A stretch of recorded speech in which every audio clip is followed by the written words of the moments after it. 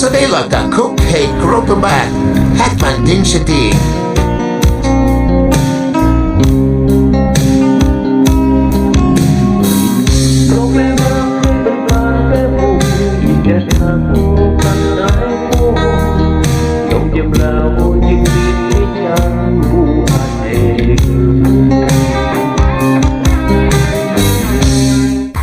Sau đây chúng ta cùng đến với một ca khúc Tình Nhạt Phai với giọng ca của anh Điểu Kinh, hát bằng tiếng Stiêng. Xin mời anh ạ.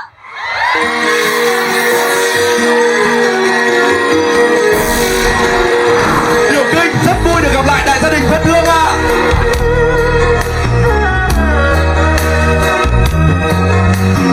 Nhìn rè rè bừng ơn giao bu ai bừng người anh chẳng cha ca mang mất rằng bịch mang vẫn làm hay ôm cái phù hợp phù phiêu ơn từ yên hương chẳng vốn tông mắt bay lên